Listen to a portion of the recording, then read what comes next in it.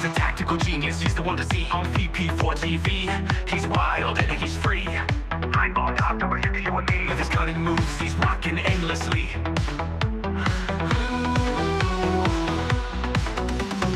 Tables and cues, they bend to his will. Every shot he takes gives everyone a thrill. With a glance and aim, he works to the skill. In the ball, lights from the chill. Tables and cues, they bend to his will. Every shot he takes gives everyone a thrill. With a glance and aim, he works to the skill. In the ball, lights from the chill. Tactical genius with every play, making magic happen every single day. In the world of billiards, he knows the way, taking every shot with prayers we say. Rack him up, he steps to the ground. Crowds gather round without a sound. With a twisted stroke, his fame is profound.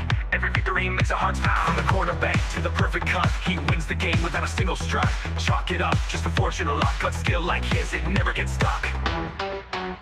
On VP4TV, he's the showstopper. 9ball.com's the king, no one can top her. Watch him play and you'll be a hopper. He's the man, we all shout proper.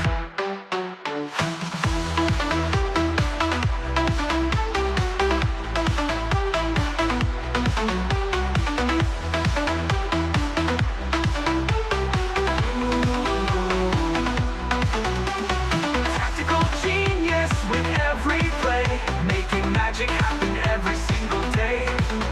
In the world of billiards, he knows the way, taking every shot with prayers we say.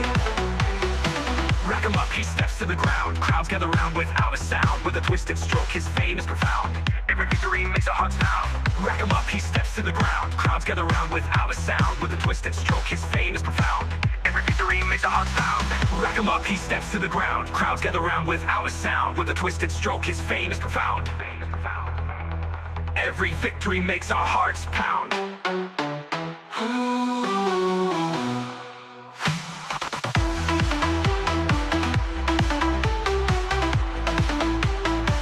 Every victory makes our hearts pound.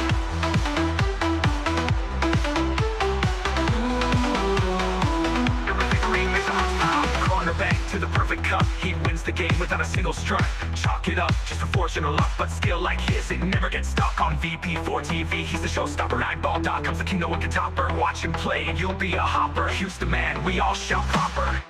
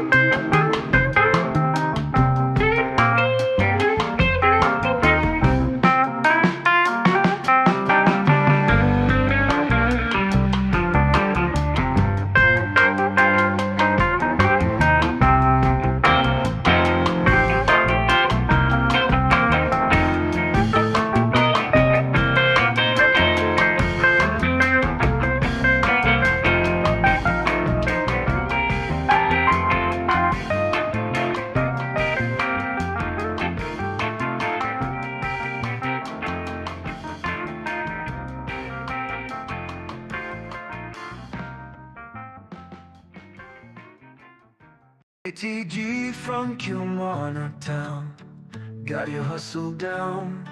Streams the pool games live, makes our day come alive.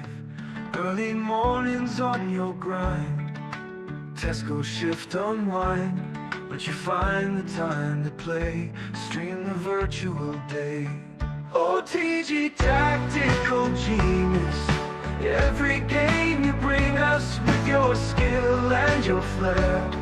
We're glad you're always there. Virtual cue in your hand. And that's a sucker scratch. Look at the line. Commentator's eye. Don't say I didn't warn you. OTG tactical genius, every game you bring us with your skill and your flair. We're glad you're always there. Virtual cue in your hand, amazing shots you land. From your home to our screens, living out our pool dreams.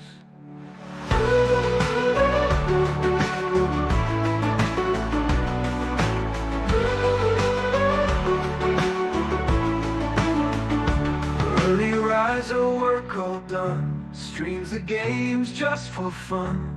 We'll cheer for you every match. TG, you've got the magic touch. OTG tactical genius, every game you bring us with your skill and your flair.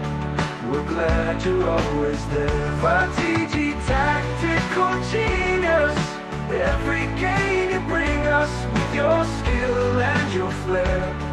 We're glad you're always there. That's for the 101. Absolutely sensational once again.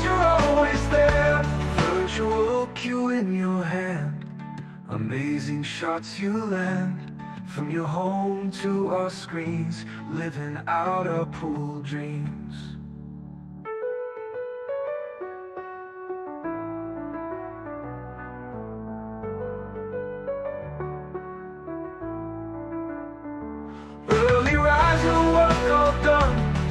The games just for fun.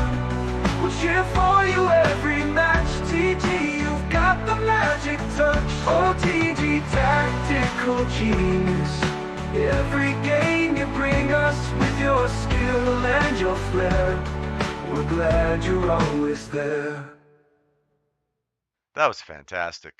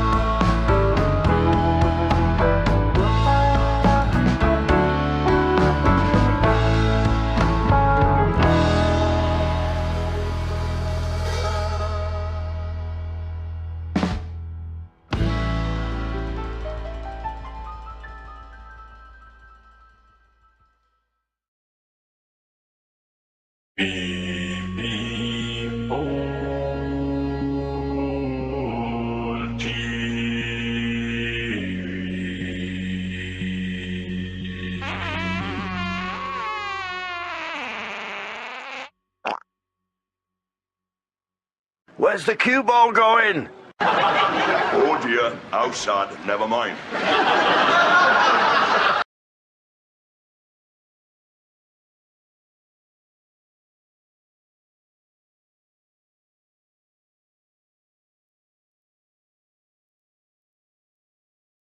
No bar, no pinball machines, no bowling alleys, just pool. Nothing else.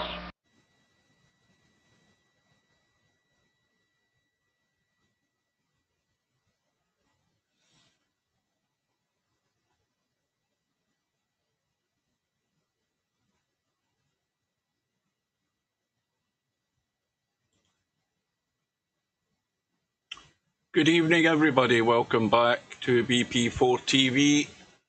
We are back here for another couple of matches tonight on the one-loss side in the VP4 2024 Virtual 8-Ball World Championships.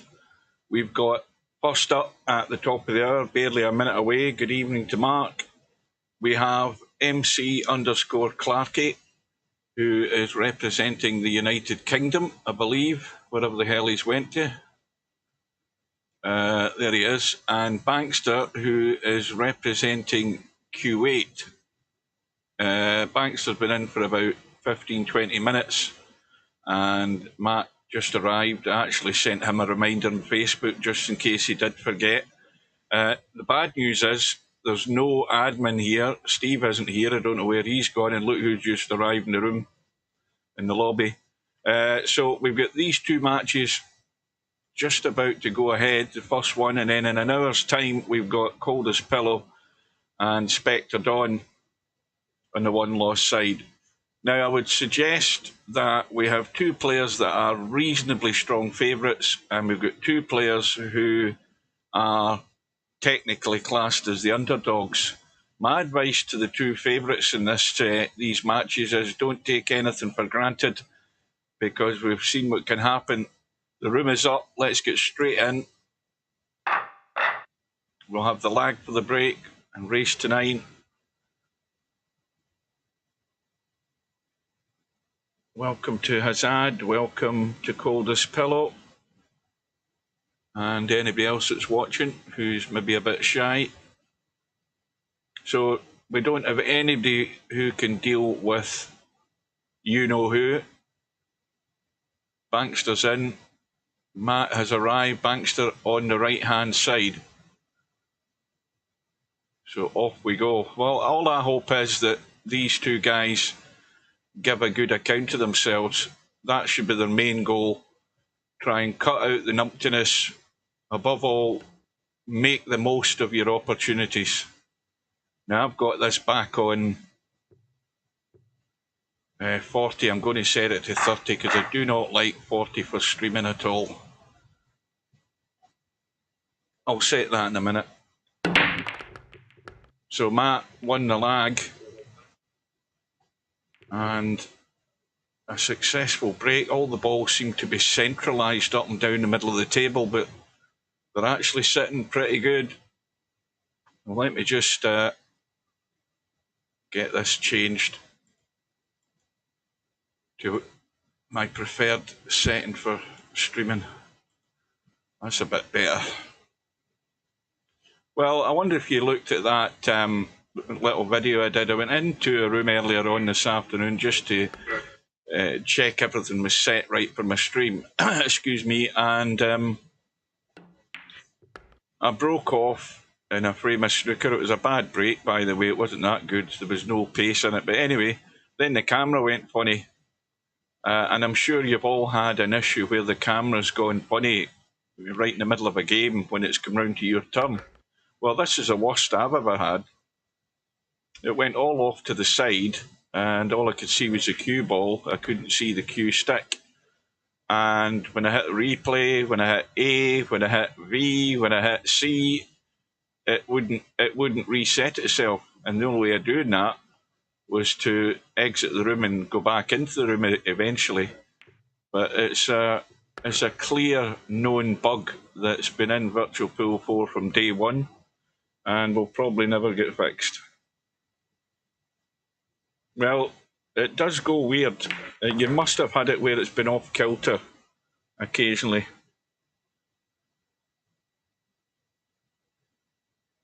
What have I missed there in the chat there, by the way? What have I missed? I need to scroll up here. Somebody said something and I haven't replied to it because I'm busy watching the bloody table. Right, so I said hello to Hazard. I said hello to Calder's Pillow. I didn't say hello to Cobra. Good evening to Cobra. I apologise for that. I've just realised. Right, and I did say hello to everybody else that isn't saying anything. So that sort of covered you in a way until you type something. Anyway, Matt had a good start. He broke. The table was good, and he did what was asked of him, ran out. Now this table isn't quite so good. Let's have a quick look. And obviously I got no message from Steve today that he was intended to be here, and obviously he's clearly left the building. We could see the 13 goes and the 1 goes, so not quite as big of a problem as I thought it might have been. Did I not say hello to Mark? Did I not say hello to him? All right, hello, just to keep the old bugger happy.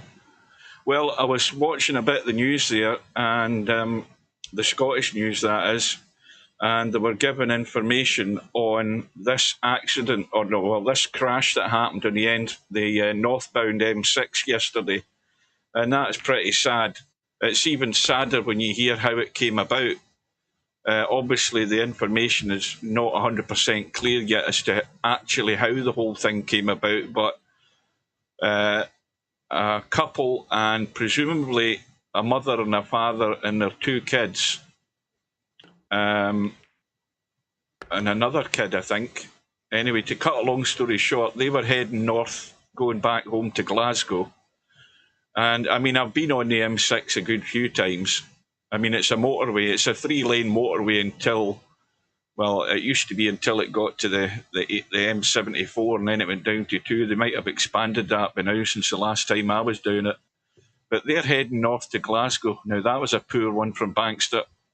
And they had a head-on collision. Listen to this. They had a head-on collision with a vehicle travelling south on the northbound carriageway. Now, you've got to ask yourself the question. A motorway is a motorway. There are only certain entry and exit points on motorways. You can't just drive down onto the motorway and somehow end up going on to the wrong carriageway unless you have intent. Or, I mean, was it suicide? Because, tell a lie, the 4 people, I'll get my facts right. The 4 people in the car going to Glasgow, presumably the mum and the dad, they weren't named as the parents, and they didn't give any names of the people yet. They both died, and the 2 kids died, and the driver of the oncoming vehicle heading south on the northbound carriageway died as well. And maybe they accomplished their goal, because I can only think it's suicidal. It's not some tourist that's never been in a motorway in this country. That's bloody sad. So no doubt more detail will come out. The police will obviously have to do a big investigation on the guy in the other car. He was in his 40s, the guy in the other car. I think the man in the car going to Glasgow, he was about 40, and the woman was 30-odd, and 2 young kids.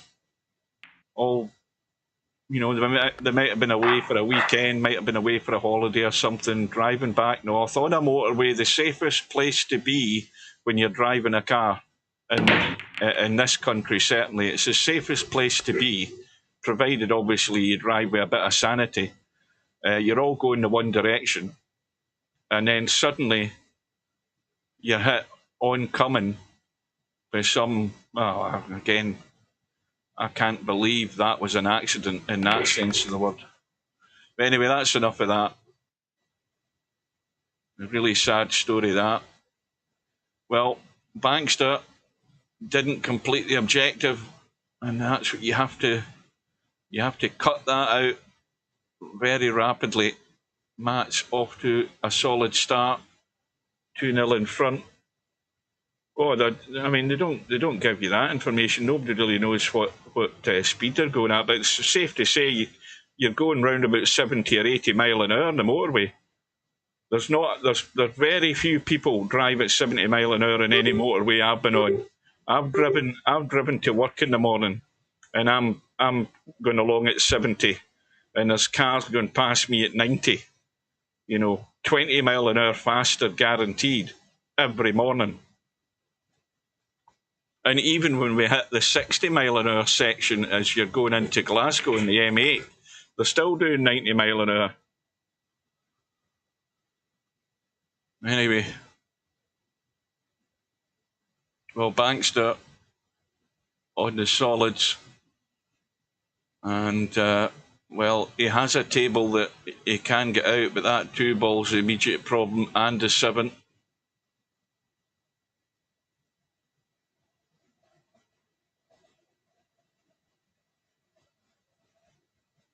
Now, not going to hold up. Well, it's just gone in. Well, I don't know whether he's got the angle to drop, but while he has got the angle, he can drop behind the 2 for the 2 on the side.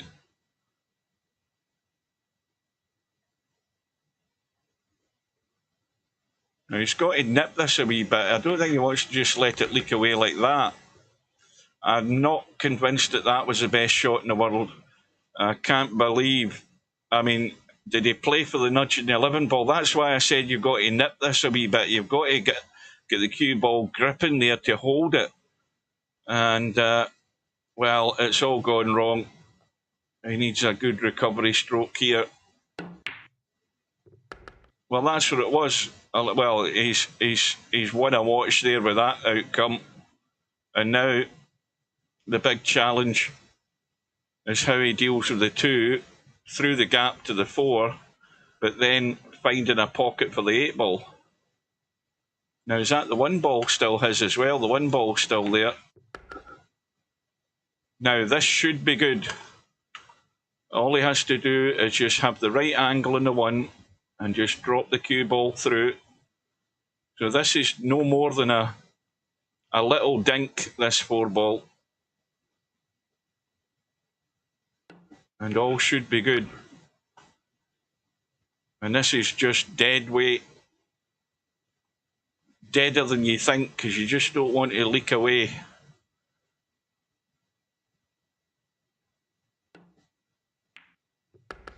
That'll do it. Well, fair play to him. He got there under pressure to get himself off the mark.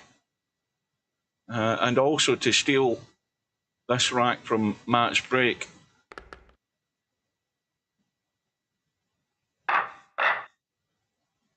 So it doesn't matter how you get it as long as you get it. We might not all agree with everything that went on there, but he got it done. When the rack's on the board, you don't care how you got there.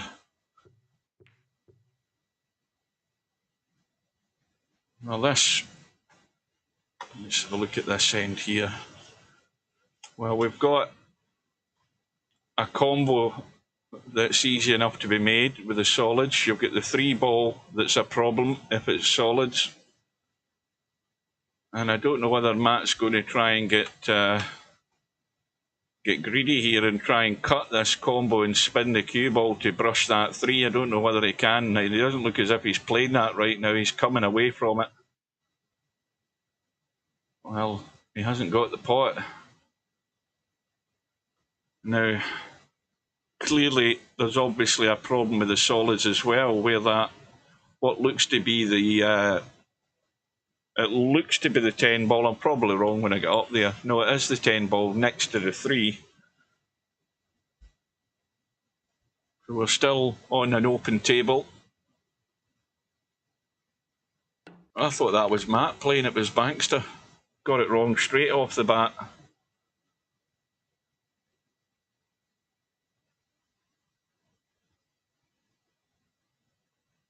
well, looking at the table here, I'm thinking, well, it's going to be a major malfunction for him to fail to get this done.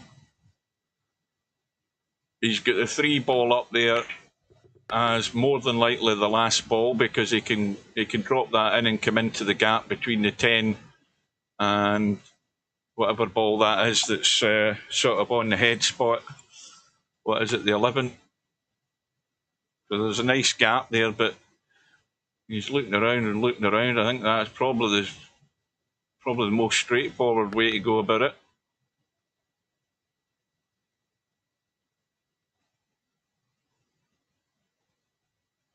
How did I miss that? What are we talking about? How did I miss that? And then Cobra says Monday.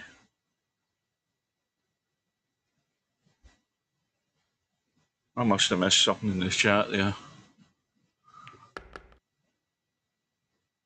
So Matt's going to restore his 2-rack lead. And what ended up being a reasonably comfortable out. And also immediately stealing that rack off Bankster's break.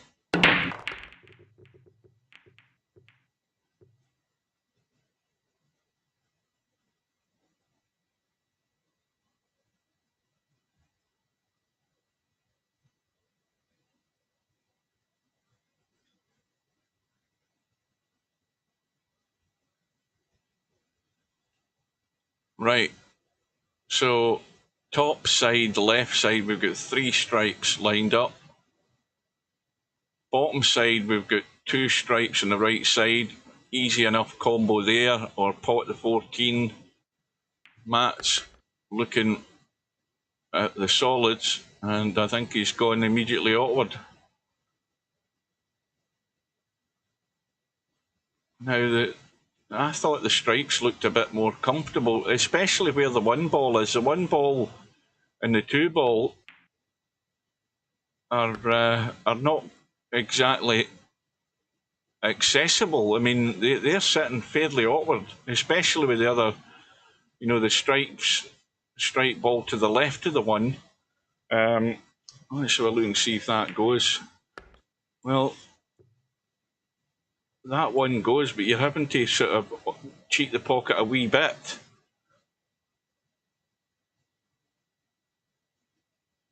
I think I would have probably went for the stripes. Simply because you don't have to get into a sort of tight spot to get at any of them.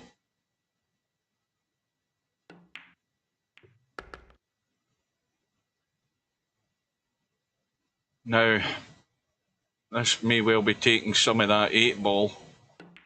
No, he's missed it. He's got the little bump in the 10, and now he's going to have to play a shot to get on this 8 ball, because this is a thin cut, and in fact it's actually a cutback on this 4 ball.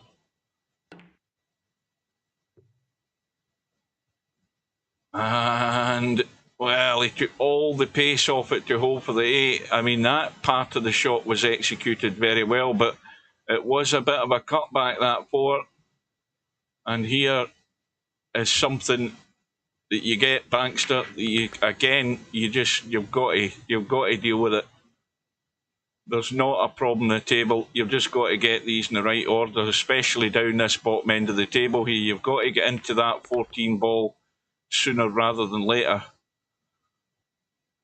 And he's going to deal with that. Good evening to Tam. By the way, Tam, you weren't on this morning. I'd just like to point out, not that I'm blowing my own trumpet, but I'm going to. I turned up and they were playing cowboy doubles. I think I woke up at 6:45.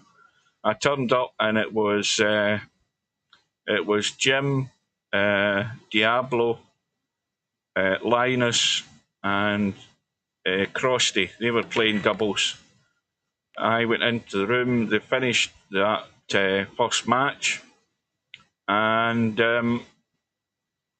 Linus left the building, and so I went in. I don't know what the order this was in, but I partnered Jim, and we won that match. Then I partnered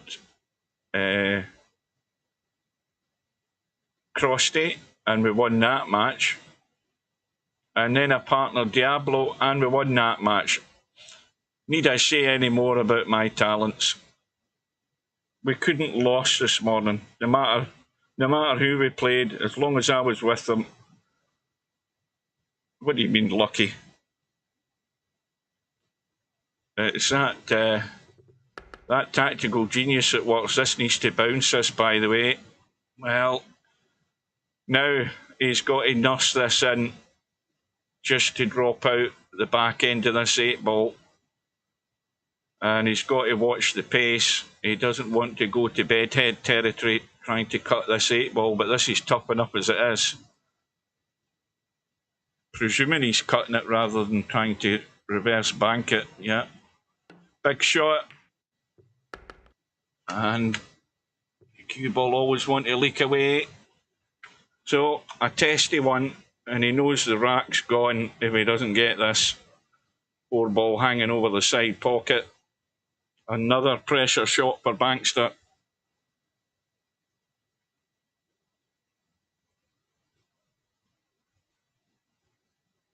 In actual fact, I'll be honest with you, the standard this morning was pretty crap. I think, well, there you go. There's a mistake.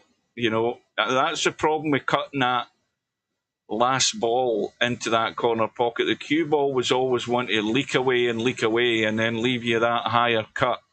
So there's a big gilt edge opportunity going there, and that's going to cost Bankster. Where's the cue ball going here, by the way? He's okay. And Bankster's already doing self-inflicted damage here. Yeah, we didn't have. I think the highest run was maybe 40-something, to be honest with you. It wasn't that great. In fact, I think all the racks were basically won when we were sort of neck and neck in all the matches up until the caroms. You know what I mean? It was all just about the caroms at the end of the day. Well, there's a crisis on here for Bankster. Whatever way you look at it. Tell a lie, what the hell's happened here? See, this is a problem with me trying to read this bloody chat. I look up and it's somebody else completely different at the table. It's 3-2. I was thinking it was going to be 4-1. I need to concentrate. Yes, I'm getting distracted. Bumming about the cowboy this morning. Let's pay attention here. So we're into rack number 6. I've got that right. Bankster's at the table. Couple of balls in the break. And now where would you go here? So you've got the 2 solids left side of the table.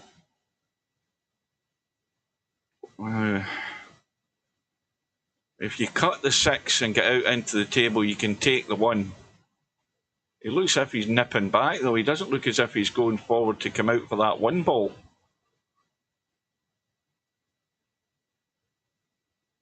What's he trying to do here?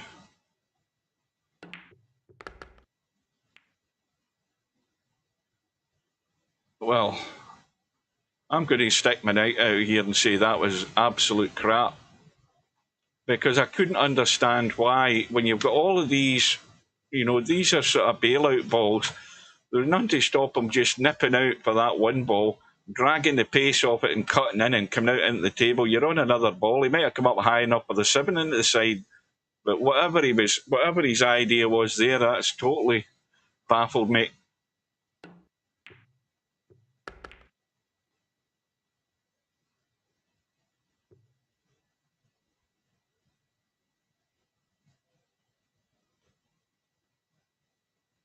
No, the Cobras and the Spectre Dons and the Stubbs of this world and others, they aren't into socialising in VP4. Even just for a bloody laugh. They take it too seriously. Whereas I like cowboy doubles because I can I can show off and look like a numpty when I get it wrong, which I'm sure if you witnessed any, you'll see plenty of it. Tam will testify to that.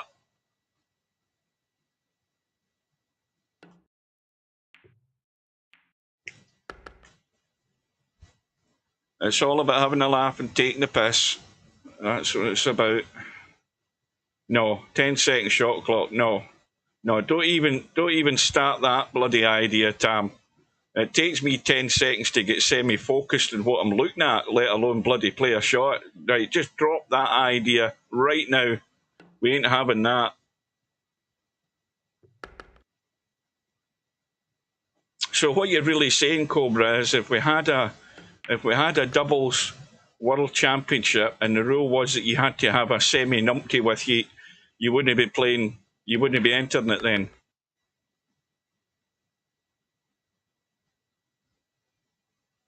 Well, all on Discord. That's where all the fallouts happen on Discord, because I mean, if I had Crosty on Discord, I'd be doing my nut in. I'm sure I would have a coronary.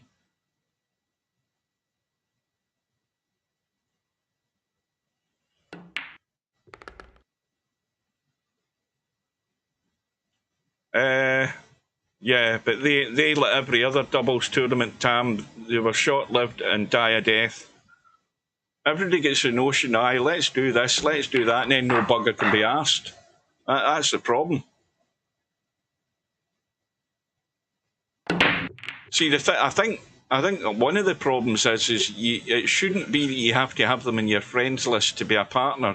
That way, anybody that's there who fancies a game can jump into the tournament. Obviously, not including gratis players, that is. Anyway, back to the match. Match opened up the gap again. And, well, as far as Bankster's concerned, he's had a little bonus there. Matt's come up dry. And Bankster's opted for the solid, so he's got the two down here. They're in isolation. He's got the 5 ball that needs to go out the way on that right side up top, because the 5 ball is blocking the path for the 1 ball. But the 1 ball's tight to that one, fairly tight, but it's easily accessible if you're out on the table. But yeah, the 5 ball is my big concern. I think that's limiting Bankster's options, so he's going to get rid of the 5. And now he's also going to have a problem with traffic and trying to, if he finishes decent enough in this 7, to get around into the table to have a shot in the 1. You can certainly pot the 1. You know, from where the cue ball is now, you can pot that 1, no problem. Well, he's got the angle. I think he's got a. Now, there's 2 ways to do this. If you just start rolling balls, you're going to collide with some. But I was just about to say he's going to have to jack up and just stun this in, and hope he doesn't hook himself. And that's well played, very well played. Now the 8 ball into the left side, nothing to do with the cue ball. Just make sure you run through far enough.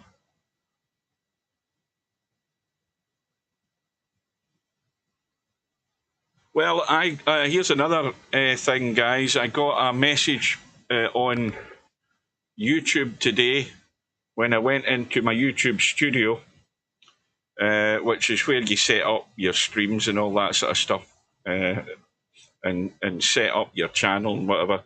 And I had a message pop up from Google AdSense that my first payment is going to go into my bank account over the next week or so.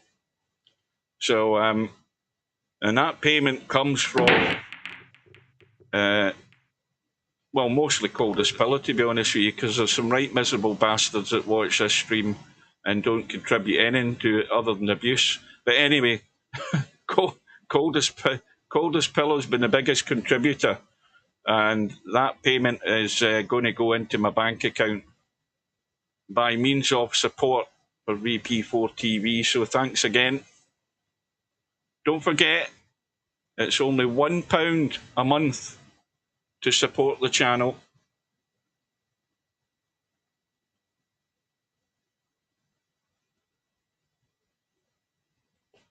Welcome to Fast Eddie. Fast Eddie won his match that never was this afternoon against FT2. I was asleep at the time.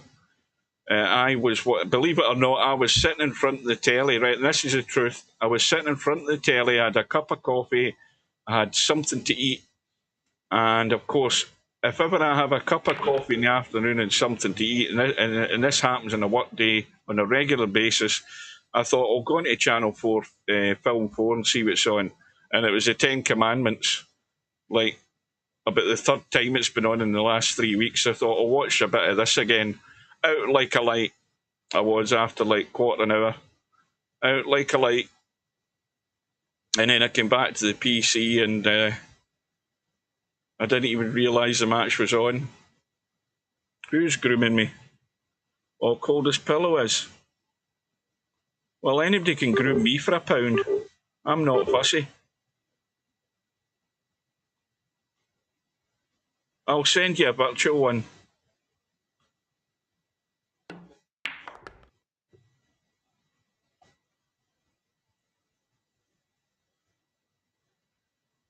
Well, Bankster, still on the solids, and he's got a problem again. Well, when have you not got a problem? But he's got this 6 ball, I think it's got slim chance of it going past the 10 ball. No chance of it going into the side. 3 balls going nowhere fast. And this is one of these off-angle blind pocket cuts. 3 ball goes past the 10 though. Big shot this.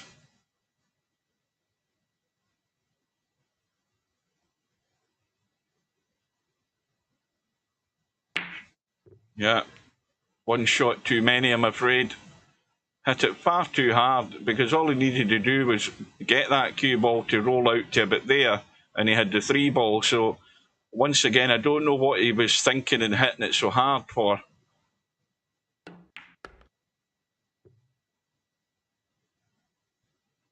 This is why you've got to stay on top of actually what you're doing. You know, to me, it was all on playing the pot and letting the cue ball just run out. You were going to have some sort of shot in the 3 ball.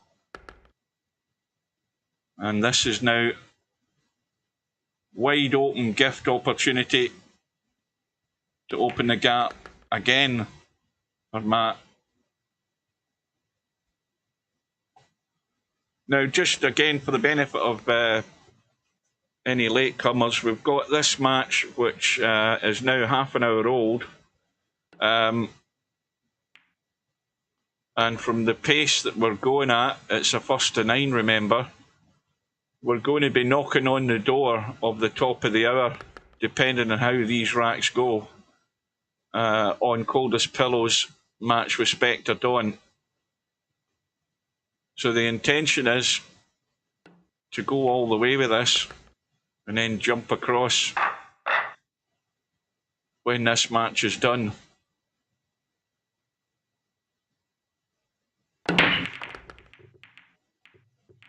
So we're into rack number 9 on Matt's break. Successful as far as balls potted.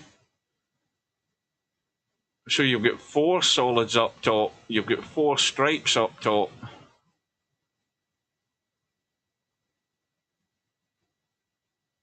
But these stripes are only potable into that top left-hand corner pocket, or if you're up top, you can play that 9 into the side. So now does that pass the 3? Let's have a look. No, it doesn't. So the big problem now is Matt's got an issue with the 10 ball.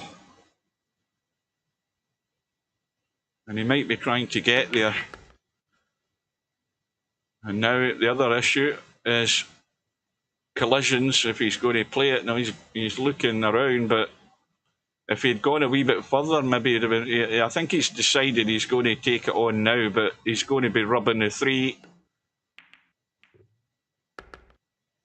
And he's okay. And should be out. You need some words for advice. Well, I think we've said it often enough. Take your chances. Don't make a move till you know exactly where you're going, because that's probably the biggest mistake most people make in any game. They just start potting balls and they've not really got a roadmap in their head of where they're going. It's the biggest failing for most people, because if you have that idea in your head before you commit, then you're more likely to get it right. And don't be in a hurry, because it isn't a race. That's the other thing. Take Cobra's advice, but don't be as slow as Cobra. Anyway, Matt now with a comfortable 3-rack gap and another very solid break. Successful again. You've got the 2 stripes outside that side pocket.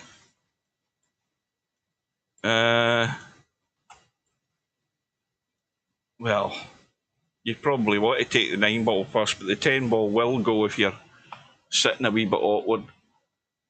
That's if you commit to the stripes, that is. Now, why did I say Matt? I've got that wrong again. It's banksters breaking. That's me forgetting it's bloody alternate break now. And it's only, what time is it? It's only 25 to 8. I'm going downhill rapidly here again.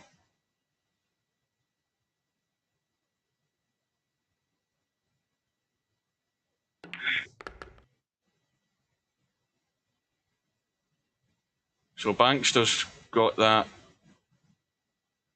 issue to deal with in the middle of the table. Has he got a clean pot here? Oh, I'll tell you, that's what I thought. I thought that was tight.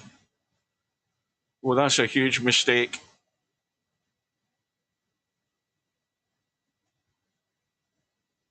And Bankster's getting it wrong at the wrong time here. You know, this is giving your opponent a free go, albeit the table's not sitting great. He's got the 4 ball down here that's blocking the path of the 6 and the 7, unless the 7 goes into the side. He's trying a little nudge. I think the 6 is fine into the right side.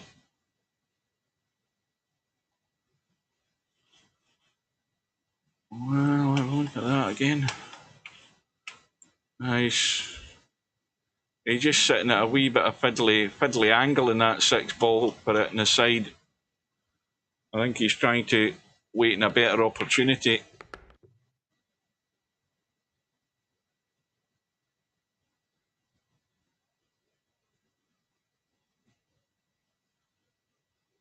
Yeah, that would be the other strong advice. Don't be an egomaniac like semi-pro. He always wanted to know how well he was doing. He wanted to hear people saying nice things about him. That's why he's gone in a huff. No, don't listen to the stream. Do yourself a big favour. Oh dear. Well, that's nothing to do with the commentator. That's purely self-inflicted there from Matt. First glaring error from Matt, really. And it has to be punished. There's no ifs or buts. It's got to be done. He's allowing you to stay in touch here, Bankster. And you've got to do it.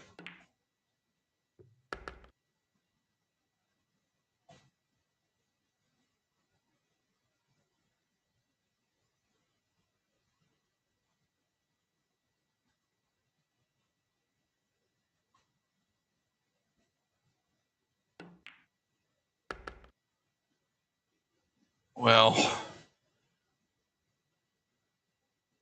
I'd be concerned about that. Is it the 14 ball that's up here? I think it is. Well, let's just decide it's the 14 or the 10 ball. I think it's a 10 ball. He's gone a bit too straight, I think. Or has he? Well, he's got an angle.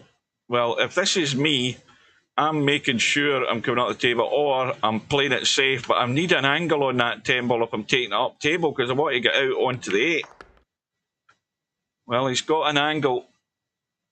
Now, this is just a little soft sort of drag the pace off the cue ball draw. He's probably going to let this leak away. Yeah. Watch the cue ball. Oh, I'll tell you something. He could have looked a proper numpty there doing that. That's why you've got to be convinced and committed to the shot. Letting it run out is taking a huge risk. That could have easily ended up behind the 4, and he would have looked a proper idiot. And that's bottling out on playing the right. What does Steve call it? Cinching the ball. You've got to be committed and play the right shot. And letting that cue ball run is a no-no. But anyway, whatever said, he's got himself back to within 2. And suddenly Matt's breaks deserted him. He's come up dry, but the table's ugly.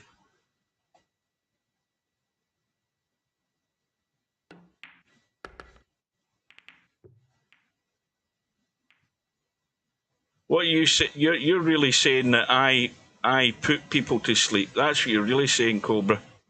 I can read between the lines. Well, is that going to get there? Oh, just.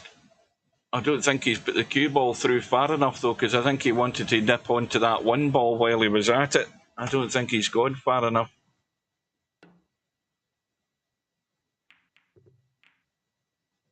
And well, he's got control of that pocket. We'll give him that. 7 ball. Again, if you've got the cue ball down here, yes, the 7 ball will go when this is all cleared up. But let's be honest, this ain't going to be a run out.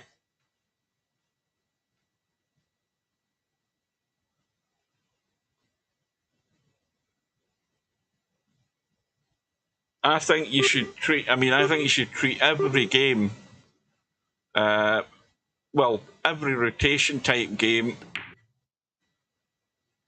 exactly the same way. I mean, the difference between 9 ball and 8 ball is obviously the amount of balls in the table, but you've got far more leeway in 9 ball. That's the first advantage you have. Less balls in the table, more room. You can get away with a lot more in 9 ball. In fact, you can get lazy if you play mostly 9 ball and then you come to play this game.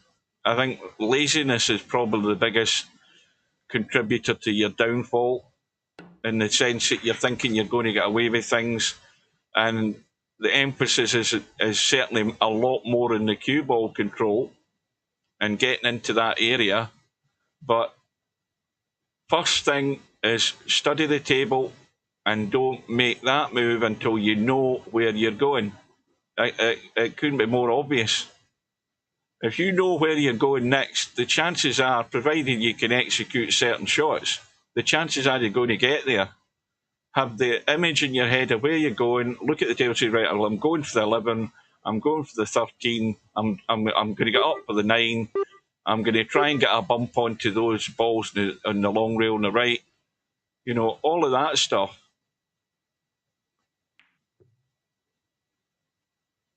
Matt's decided to duck. Again, trying to control that pocket. Quick look at this 5 ball. I don't think he's got there. That 5 ball will clearly go. And in one sense, that's a poor shot. I mean, he hasn't actually covered that 5 ball. Okay, he's not exactly left Bankster with a great deal of it. Now, what sort of heroics is he trying here? Is he trying to billiard off this 7? What's he trying to do? Now, he's trying a combo. Well, good luck with this. Why is he not taking it? Why is he not taking the 2 ball then?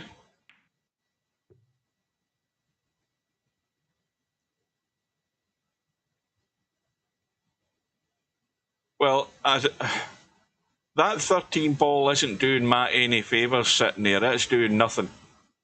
Because it's not doing what it's meant to do, to block the pocket.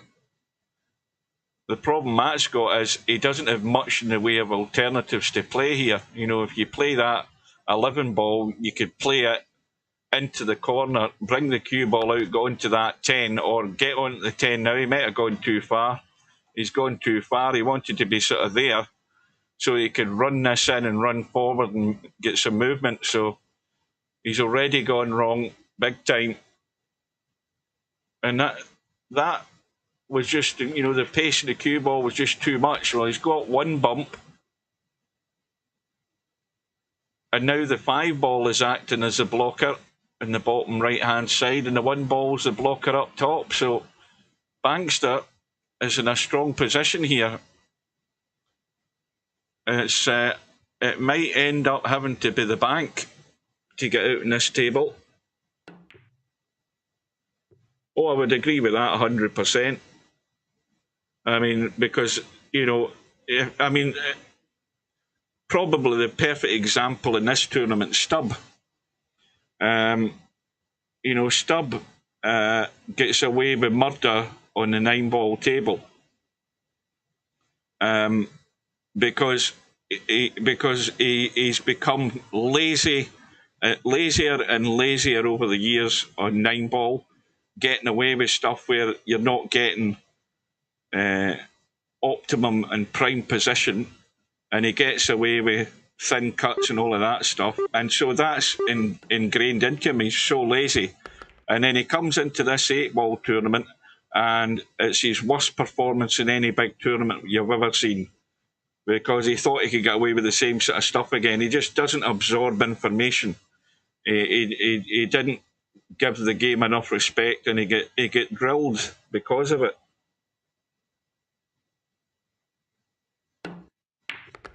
No, I started off on the 8 ball pub table, as we call it over here. I think that's where most people start. Where I used to play was a public pool and snooker hall. That's long gone. And there was like 7 pool tables, and we used to play that. And there was 3 snooker tables the other side of the room. And then I just sort of made that move to play snooker. And then I joined the club. There was a club upstairs, the actual snooker club. Became a member of that. And that club and the place downstairs are long gone. Well, that is also true in Stubbs' defence. He doesn't have anyone. I mean, back in the day, I would be playing Virtual Pool 3 all day long. So I would. But that ain't the case now. Anyway, Bankster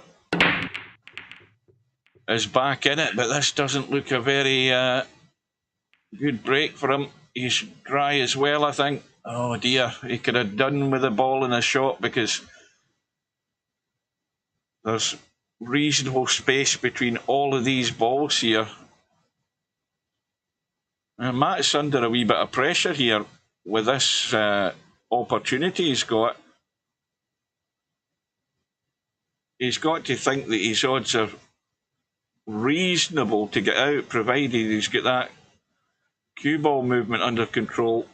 There's a wee bit of an issue there where the 2 ball is. Now, what did he pot there? He's potted a strike.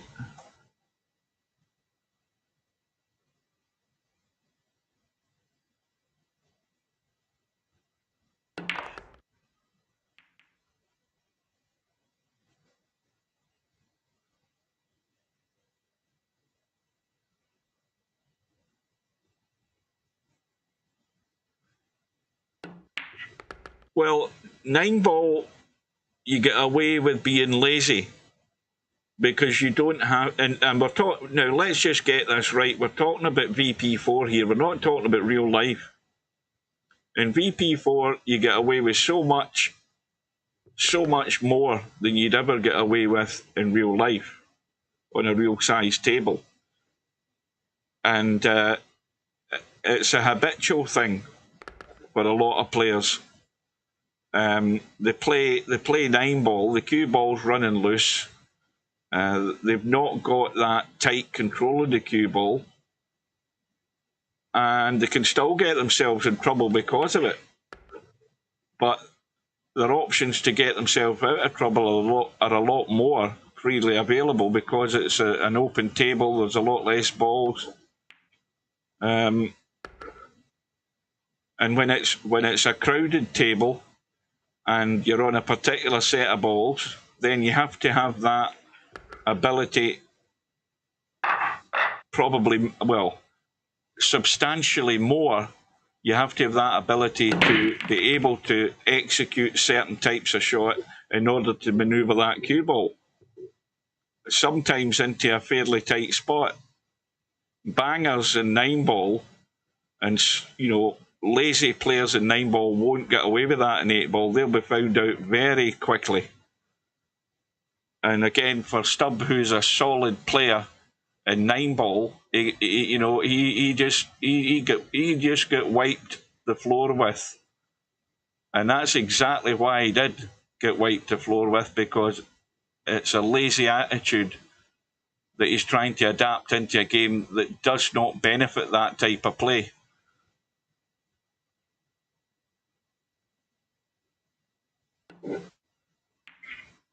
Well, Steve will keep telling you about the hard times table that he played on over in LA.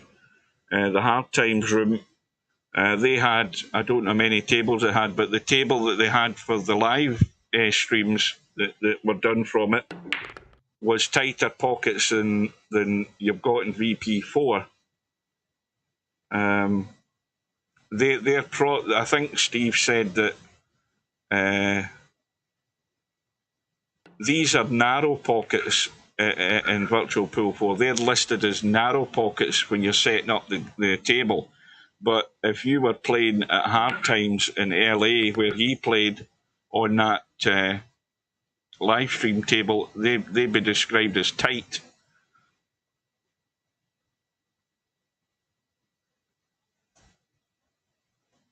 I mean, I played on, in fact, when I was talking about when I started playing pool, the snooker club upstairs, this is what scared me. They had a it might have been a 7-foot pub table upstairs in the snooker hall, and the table, the pockets in it were ridiculous. They were big enough to take a ball and nothing else. That's the tightest pub table I've ever played on. And I'm talking tight. Absolutely no room for manoeuvre at all. These are like buckets compared to that pub table I played on.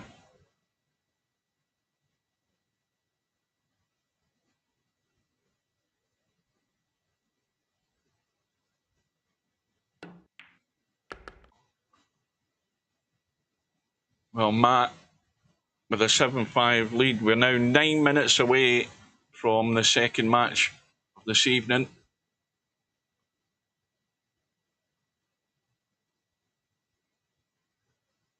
Now, well, he's called that into the corner. Bankster better get ready here.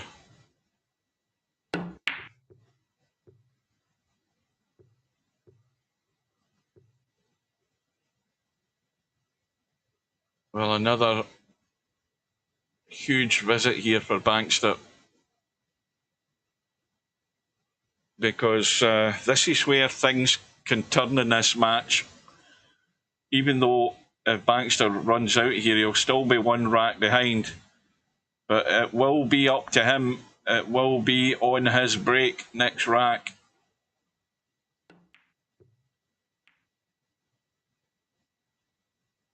When he's just going to bide his time.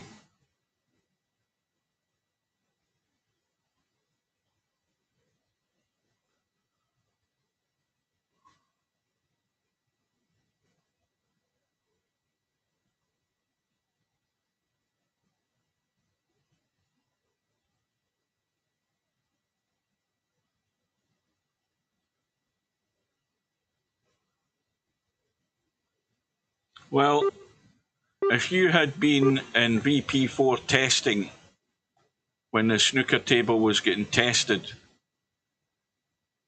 you would have enjoyed that then, because the table then was brutal.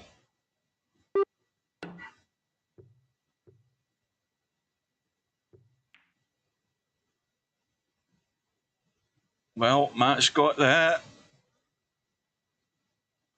And what's more, that ball of his is over the pocket now, so Bankster now is really up against it. And if I was him, I'd be drawing up the table and trying getting onto that 2-ball sooner rather than later, knowing that I've got a bailout ball up table if I don't get there. I'd be trying to come down. If you don't get there, you've got the 3-ball. But if you're leaving it to the last shot, that's all your eggs in one basket. I'm not convinced I would be doing it this way, but... Well, I think, to give him the benefit of the doubt, the 2-ball goes in both pockets. Obviously, this is the short side to get down onto it. But he's running out of balls to get there. That's the problem. He had one shot right off the bat where he could have tried to get down onto this too. And I think he was maybe contemplating the bank there. Maybe he was just looking at how much room he had. Well, another big shot here. And that's what happens when you're trying to manoeuvre the cue ball. Now he needs to get lucky, and he hasn't. And, well, Matt's going to have to do something though, because the 8-ball don't go. He's juicing this up big time. Needs to miss the knuckle. This is going to be well beyond bedhead territory, this 8-ball. And Bankster has still got a lifeline here. The bank up and down, all or nothing. But this to get to the hill. That's not getting there.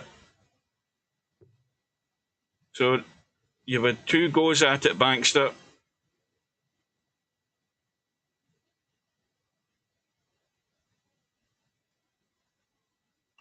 Still nervy, this.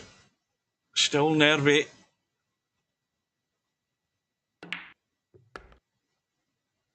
And now it's good. Now it's comfortable. Drop the 4 in, kill the cue ball, roll the 3 in, roll the 8 in, and he's back. 1 behind with the break. Well, this is definitely the biggest break of the match coming up.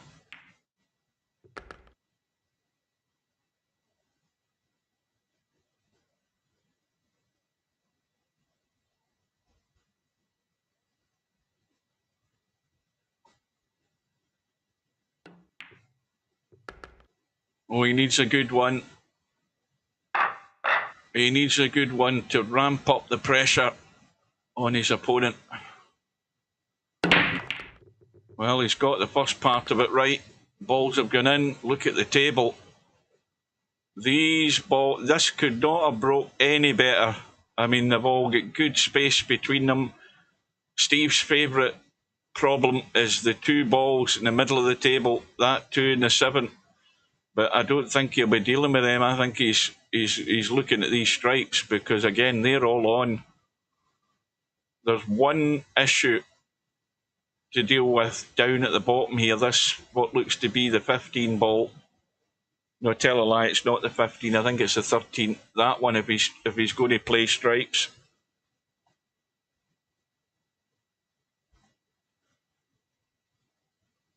And that might be why he's looking at solids instead, because you can get to the 6 ball with a lot less problems than what it would be to get to that 13 ball. Well, I'm taking the 1 ball and nipping back into the table to take that 6. That's what I'm doing right now.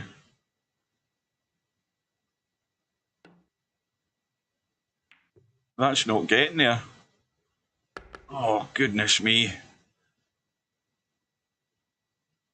That went in with its dying breath, that ball. Well, he's on the 1, but I still would have taken that 1 and got rid of the 6. And now you're at distance.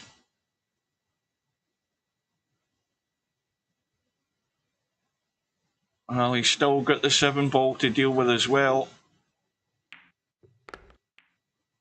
And now he's gone pear-shaped. And, well, is he on the 3? Yes, he's still got the bailout. He's trying to take it all back. I thought he was blocked out. Right, so 1 minute to go and Coldest Pillow's room will be up. Good luck to Coldest Pillow. Meanwhile, we've got a huge visit, hopefully for Bankster's sake, coming to a conclusion.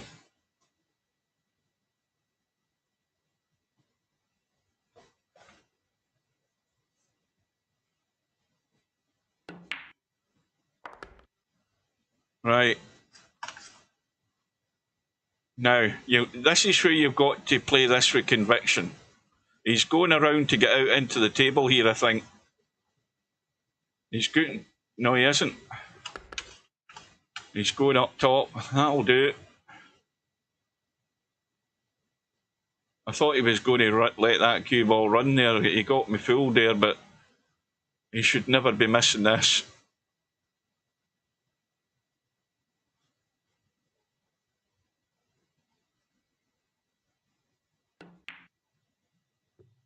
Well, fair play to Bankster. He is right in it. 7 apiece.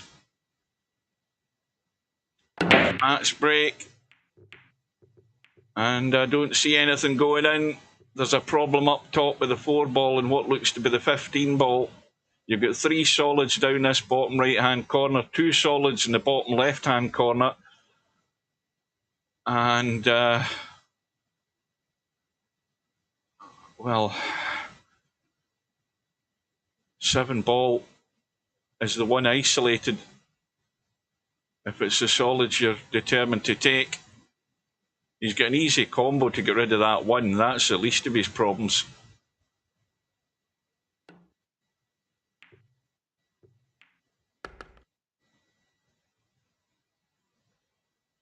Well, remember what I said about that last rack being a huge rack. This is even bigger.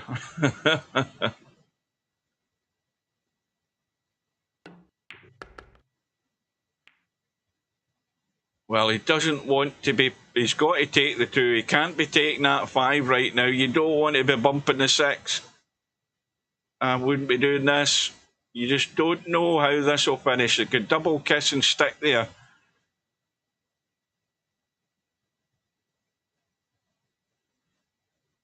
Got to get out into the table. Now, they play this as a 2-way shot. You play the 2 and you run up the left side and go into that 7 ball. That's the shot. You play it as a 2-way shot. If you don't get there, you've got to bail out a couple of balls there. Got to stun this and get up here. That's the shot. That is perfect. Oh no, he's a bit straight. I thought he had the angle, but he hasn't. I thought he had actually a perfect angle there. I don't think he can get to that 4. He's looking at pinching something here. He's going to try and do acrobatics, I think. Yeah, he's trying to pinch a bit here. I think he can go forward as long as he doesn't try and steal too much here. Yeah, now how's his luck? And it ain't good. It ain't good.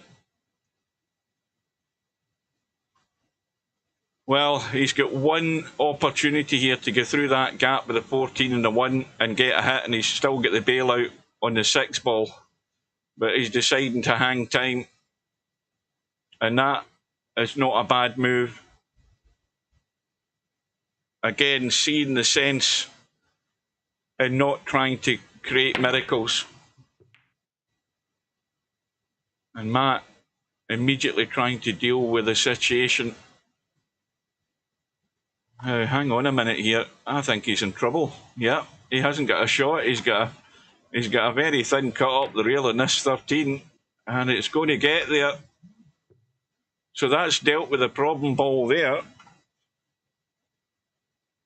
He's going to have to finish above the 11 to probably take it down into this corner. Oh, he's looking as if he's trying to get a bump. I'm surprised he didn't just drop that in and drop below these two balls. He might have had an angle to get out of there, but anyway, Matt knows best.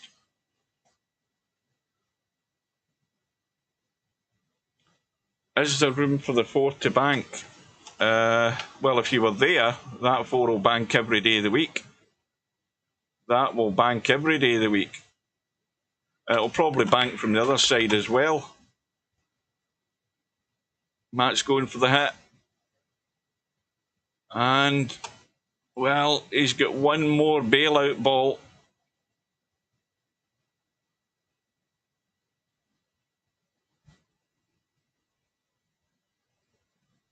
Oh, when it was on, see, I'm not paying attention to the chat. I'm trying to focus on the bloody table. But it still banks anyway. At least you know that now.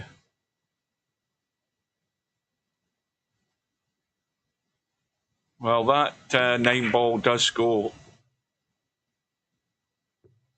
The cue ball isn't getting there.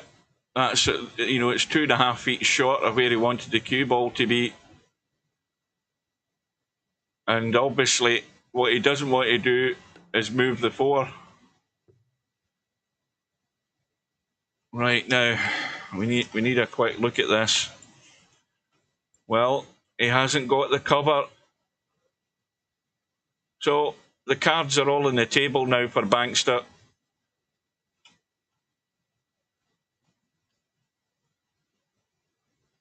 Does he go all out committed to play the pot, the combo? And the thing is he's only going to get one option, one opportunity to try and get back up for this 4 ball. He doesn't want the 6 ball to follow this in somehow or other. I don't think it will. Oh, well, I think he should just tap this cue ball onto that 6.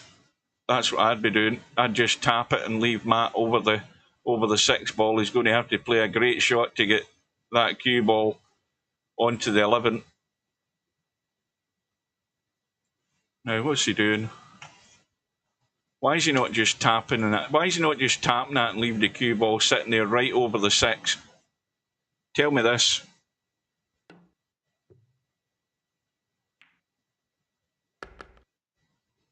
Well, to me, if he'd left that cue ball right on top of the 6, Chinese snookered, it was a far more difficult shot. Okay, this 12 ball's still dead straight. But I would have had him sitting right over the top of that 6 ball. What? I mean, you've got to make it as difficult as you can. I mean, this is still difficult. His chances of getting anywhere near this ball's fairly slim. But I think, you know, Bankster's missed a trick there, and now suddenly it's all backfired on him. It has all gone pear-shaped because he's not played the right shot, in my opinion. I think he's opened the door there for Matt. And now what does Bankster do? I mean, he could have a crazy cut bank into this side pocket here, and that's all or nothing. And that's what he's doing. Is he going to live up to his name? This will be some shot, I'll tell you.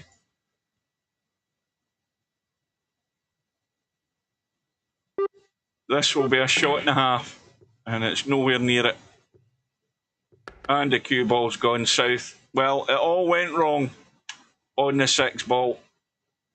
Why he felt he had to kick it along the rail and leave an open cue ball is beyond me.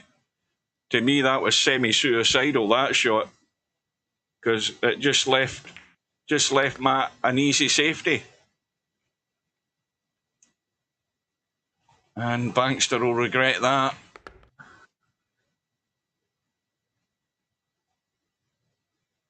Well, He'll have one opportunity to save the match because he's breaking next.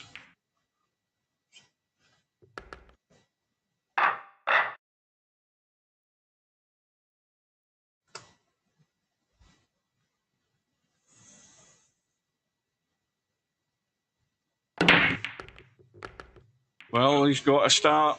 Cue ball still on the table. Is he going to have an option for a shot, though? Yes, he does. He can either play the 15 or the 3. Probably the 3 ball, because you've got two. I mean, there are 2 strikes there that are a combo. No, they aren't a combo. They're nowhere near a combo. So he may well be going solids here. That 1 ball will pot. 4 ball into the side. Well, every visit now is a pressure visit, no matter who you are or how good you are. But this is to stay in the tournament.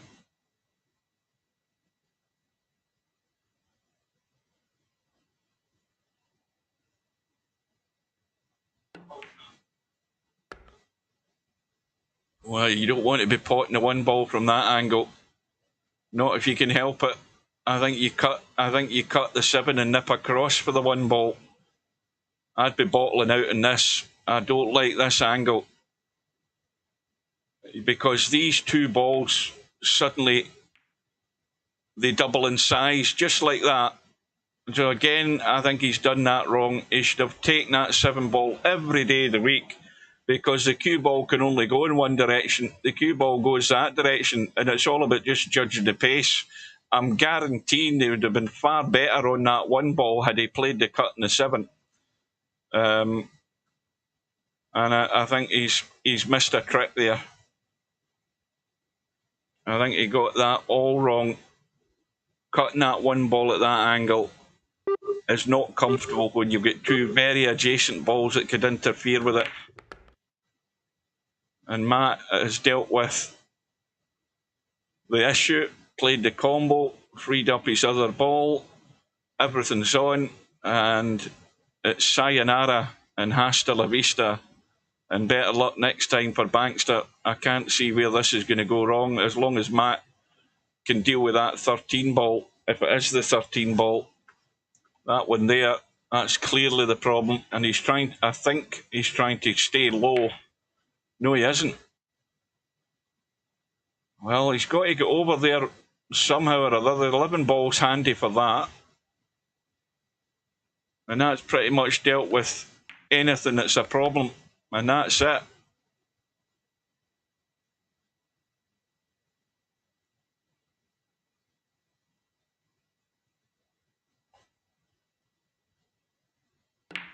Well, Bankster, you live or die by your shot choices, and that was never I wouldn't even have looked at that 1 ball. I wouldn't have been near it. It would have been 7 ball every day of the week, and get myself more comfortable to be shooting that 1 ball into an open pocket rather than the half-shut pocket when you're cutting it at that angle, and especially when 2 balls could interfere. And that's all won and lost because of that. And he should have nailed him on the 6 ball earlier on as well, in that other rack, I think. He should have done that. So these decisions are what cost you in the end. I mean, he's done well to battle and hang in there and stay on the coattails of Matt, but he's thrown away his chance big time. Now this looks, I don't think it's tight. No, it's comfortable. Watch the cue ball though. Yeah, cue ball's fine. So Matt goes through. Bankster, it's all about regrets. We could have been, in fact, we should have been going all the way. Let's be honest. Had he took that 7, got on the 1 comfortable, he should have done it that way. But coulda, woulda, shoulda. That's what happens to you, right? Let's not hang around. Let's get in for Spectre Dawn and Coldest Pillow. And already Spectre Dawn is in a 3-1 lead here.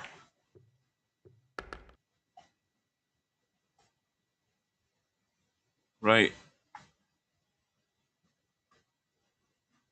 Just bear with me for a second. That's not right. Hang on. Hang on a minute. Hang on. But let's leave it. Let's leave it.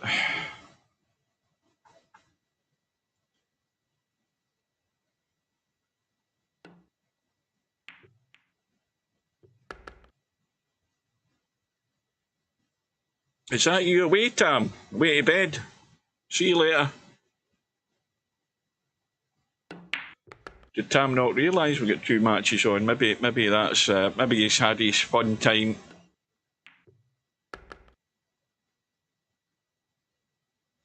Maybe the other half's playing up.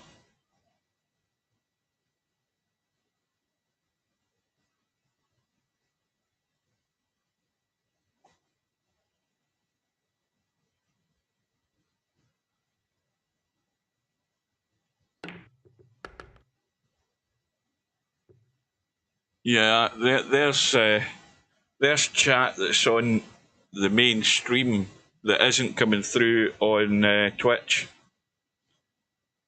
Has Ada just said something that's not coming through?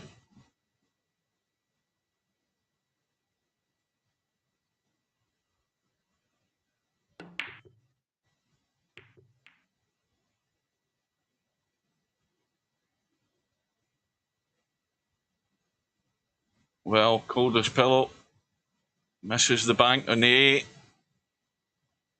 And there's only one direction this rack's going now.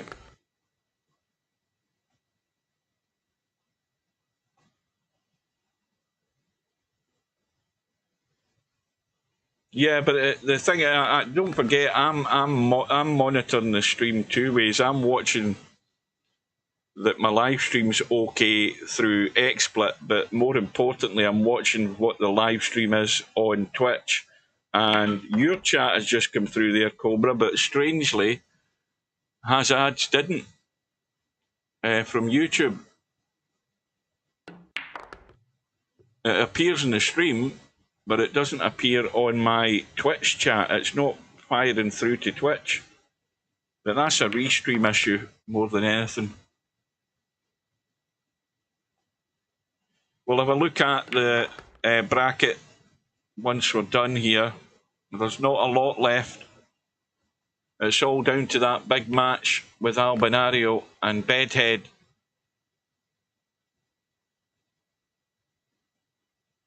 On the winner's side. So Spectre Dawn has pinched that off Coldest Pillow's break. And now with a 4-1 lead. Coldest Pillow's got problems. Balls are flying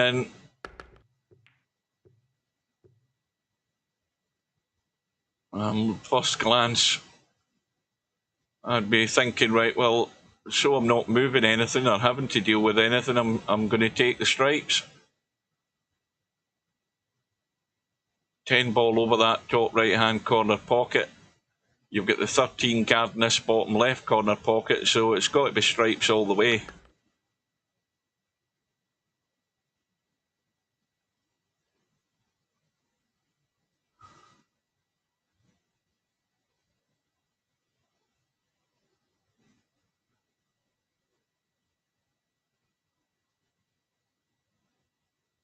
So now it's just down to an unlikely, unforced error from Spectre Dawn. And you've got to think that the odds in that happening are sort of slim to zero with this table.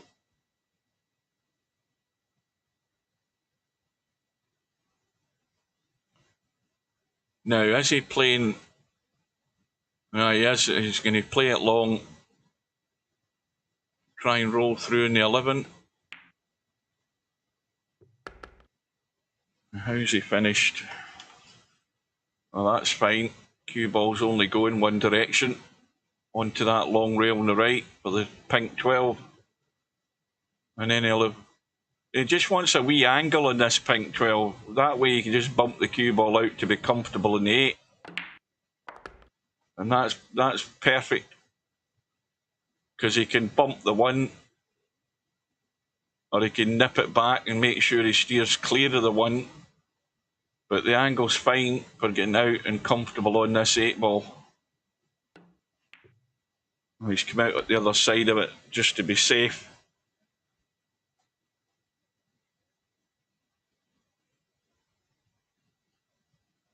Well, the way this is going, I'm going to give Coldest Pillow a target of 4 racks to get.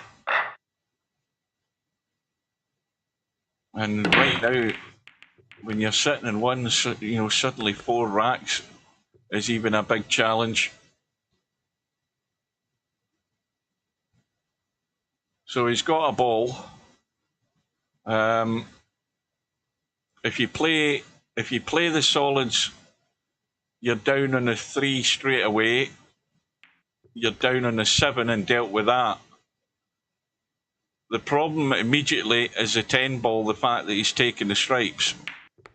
That 10 ball, well, let's have a look. Does it go? Yes, it does go.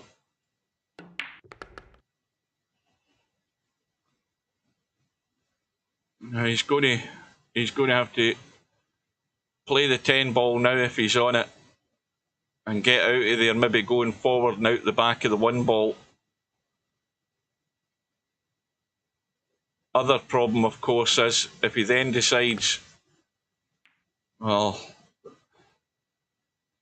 that wasn't really played with a great deal of conviction either. I was going to say the decision on how he gets to this 8 ball is a major issue. That needs to slow up. Totally the wrong angle on this 9. 1 ball could be an interference. He's probably missing the 1 ball going forward. So it's a cut that is actually fairly comfortable. He's got on it reasonably enough.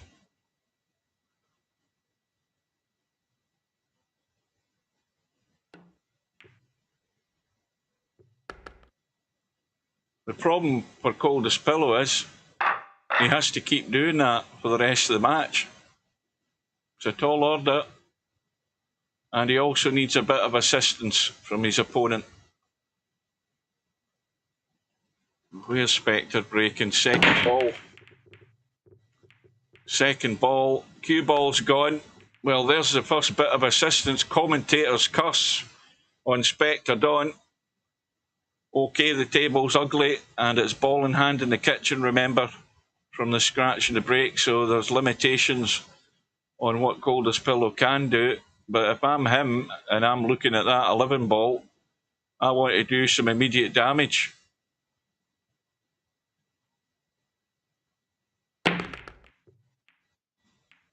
And I want to get a shot as well, and I don't think he's got one.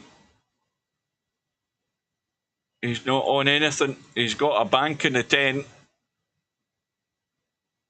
And that is it. But if he just bumps the 10 and stays there like that, he's got Spectre Dawn in trouble. I mean, I think he can maybe catch something of the 6.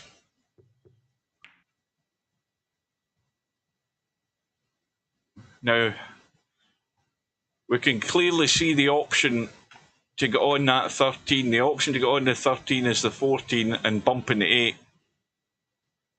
If you're out in the table and you're playing that 14, you're going to have to spin the cue ball up to get into that 8 to get the 13. So there's the major issue there that lies in store for Coldest Pillow. And I think the other problem's the 9 and the 3. The 9 and the 3 are married up in the middle of the table. Watch the cue ball. Oh, wow. And he's on it. Well, there's a lifeline gone there. If he was a cat with 9 lives, he's just lost 2 with that shot, but he's there. Now, this is a critical one, because he can play the 10, and if he just dabs the 10 in, he can come out onto that 14. He's got to leave that 14 like that.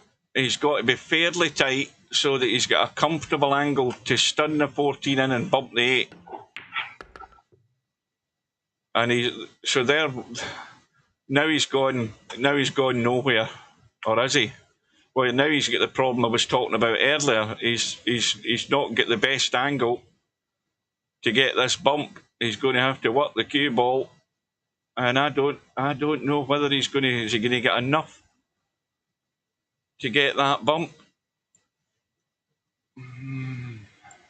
Why didn't he just dink the 10 and have done with it and deal with the 14 when he had the best opportunity to get there?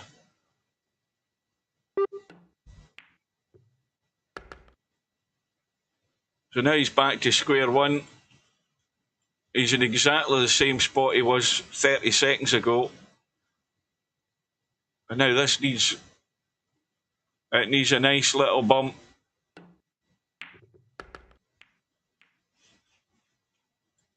Well, that ain't it. He's got to tweak this. It's a delicate dab to try and cheat the pocket and get enough of the 13 to help it in. Can't hit this hard, it's got to be soft.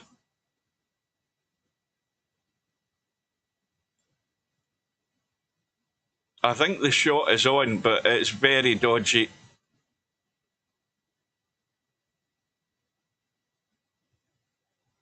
Extremely dodgy. And that's the other problem. There was nothing that he could do. What the hell's he doing here? I expected Donna's at the table. I'm totally losing the plot here. What happened with Coldest Pillow? Why did anybody not keep me right there? What time is it? It is 8:30. It's brain shutdown mode again, I'm afraid.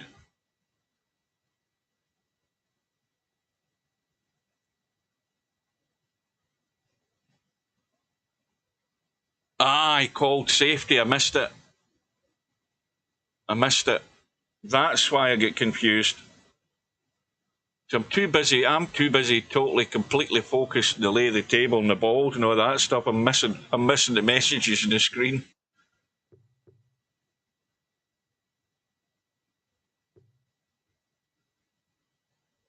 Well, I'm going to go back to that first opportunity he had. To me, it was the far better option.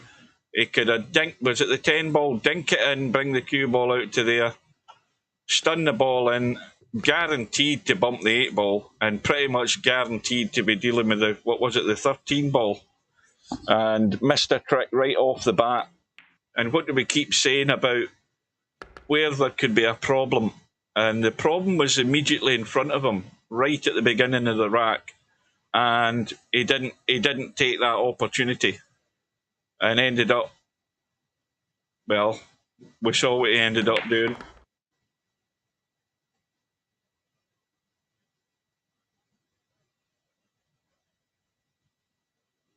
Well done, Matt. I'll tell you, I bet the old sphincter was tightening up there, but poor Bankster just made the wrong calls when he had you by the short and curlies. He definitely did. He definitely had you, but made the wrong calls at the wrong time. Yes, of course he would have the problem, but you know, put it this way. That problem up the table was a bigger problem than the problem getting back down the table. Do you agree with that? To me, he had to take that opportunity there. And had he bumped to 8 and finished decent on the 13, he would have had an angle to get out and into the table anyway. So to me, I still stand by taking that first option when it was there right in front of him. But, you know, this is why you end up winning and losing. And now it's pretty much gone for Coldest Pillow unless there's a huge turn in the way these balls are running for Spectre Dawn. Coldest Pillow breaking off in rack number 9. He's got a ball, so he's got a start.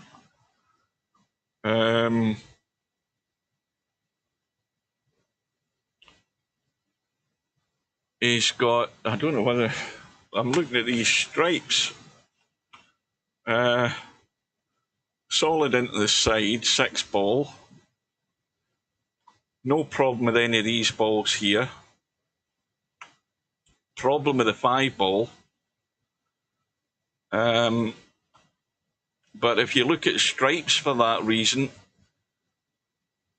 the one problem ball would be the 15, because there's not a lot around about it to get to the 15. That would be the problem there. So he's gone solids and immediately got himself in trouble. He's no good in anything. Cut up the table. And that's going way inside, way too soon. And this is party time for Spectre Dawn, looking at this table.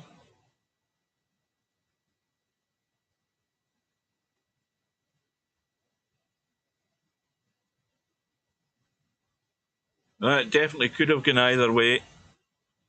But Bankster didn't help himself in the end. He made a couple of wrong decisions. He should have stuck you on that 6 ball for a start, rather than kicking off the shot, the long rail, and rubbing onto the 6. He left you an open shot, and all you did was nail him and left him in the shit. And he just asked for that. He should have had your Chinese snooker just dabbed the 6 ball, and you would have been in heaps of trouble. And why he didn't see that as the obvious shot, I can't work that out with some players.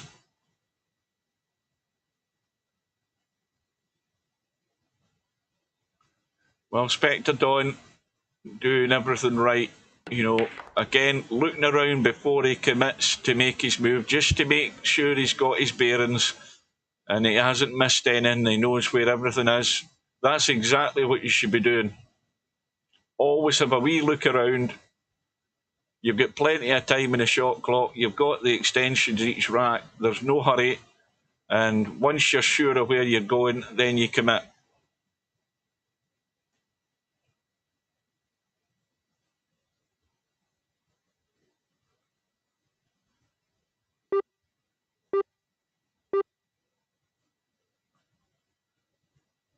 Well, I can't see the problem with nipping the 9 ball in and jagging back just into that gap. And if he doesn't get perfect in the gap, he's got the 10 ball. How much room has he got here? I think he's just finished a wee bit fiddly. I think he's fine though. He's just got to give this a wee jabby punch to get out, and that's perfect. You know, I mean, done and executed as described. A little jabby punch just to get that cue ball running out. And now everything wide open. A long straight 8 ball is the order of the day. Well, this match started at 8 o'clock and it's only 32 minutes old.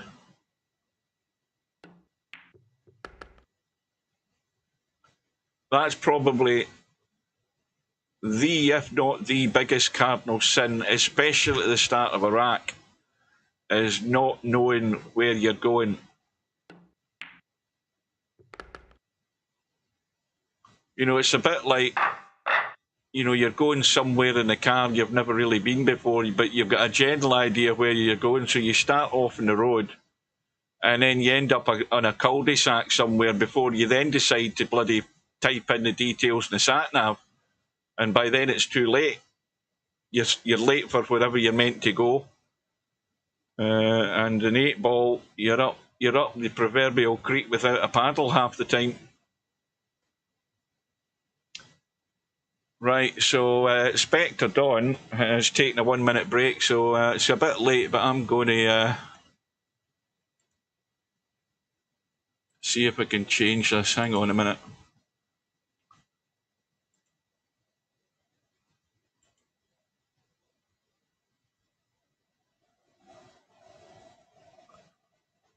Hang on. That's not right for a start.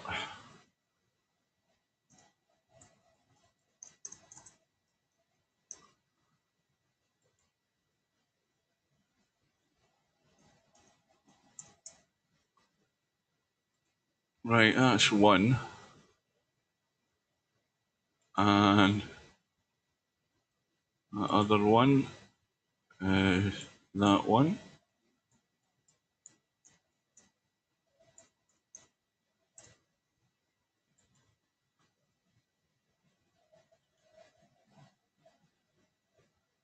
Right, just back in time. Oops, hang on a minute. So we're into rack number 10. Spectre Dawn's break. Again, very successful. Balls flying in left, right and centre. Cue ball still on the table. And one issue.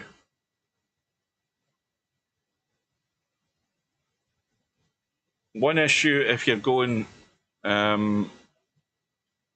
stripes, but I think if we go around and look at this 13 ball, I think it clean goes anyway. Yeah, it does. It goes into the side, so there isn't really a problem in the table.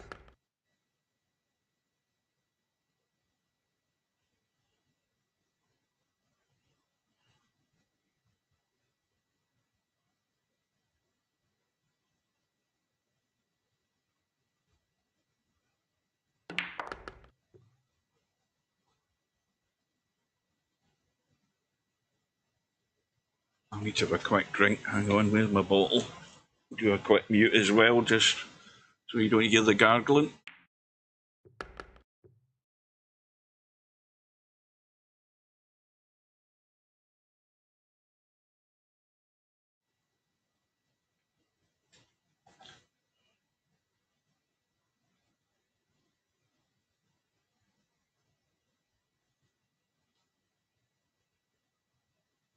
Well, there's loads of room to get onto the 8 ball, but you don't want to be getting onto the 8 ball going down the left hand side of the table, let's put it that way. You want to take all likelihood of issues by not going down the left side of the table to get to the 8 ball.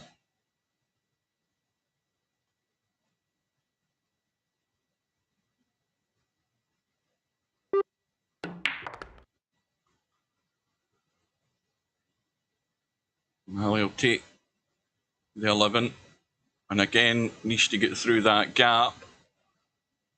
Well, no, he's not taking the 11. Not at the moment, he's not, but to me that seems the more likely shot, just to get out into the gap between the 7 and the 6. Well, he's lucky there he didn't brush that 11, and he might have still been okay. Now he's got the angle. He's got to go the back of the 7 ball and then through that gap with the 7 and the 3. He's got the perfect line to do it and get to that long rail sooner, like that. That way it takes away the scratch and he's home and dry and on the hill.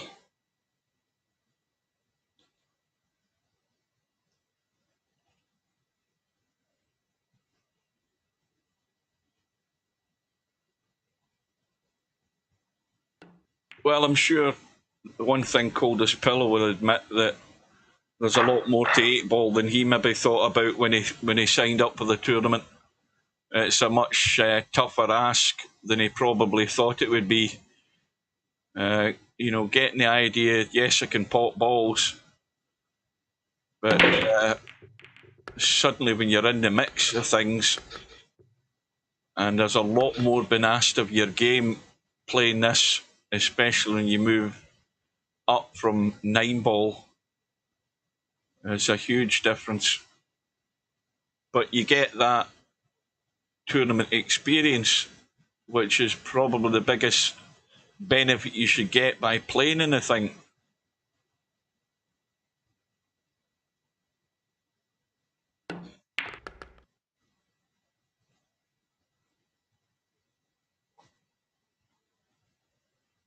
Now this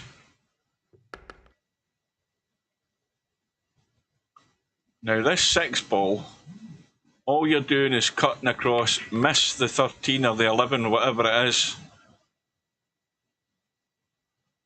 Now he's got a bit more angle than he would really like, but he's going to help this up the table with the right spin.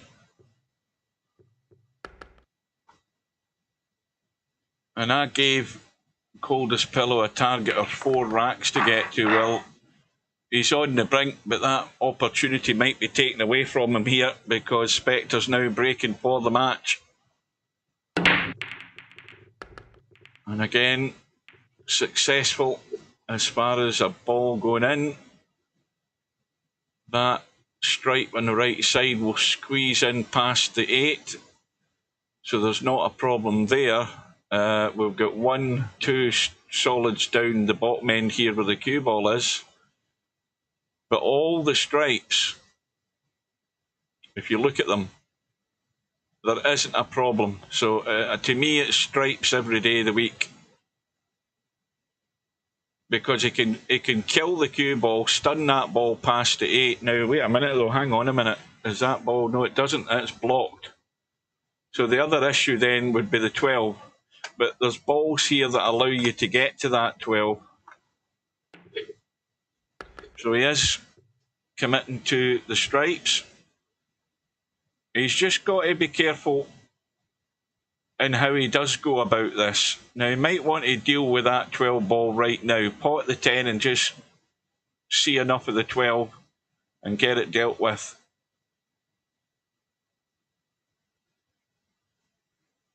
And then don't forget, of course, he's got that 15 ball. But again, the 15 ball's not a problem because, you know, you pot that one up there, you can leave a long 15 if it comes to it.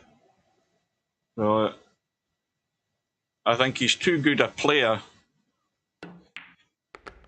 not to get out here. Now, if he just kills the cue ball right now, stone dead, he's got the angle to pot that last stripe up there, the 11 ball, and come down the left side into the table for the 15 into the side pocket. Or, if he leaves it short, play it long. Whatever he wants to be doing to make it as easy as possible.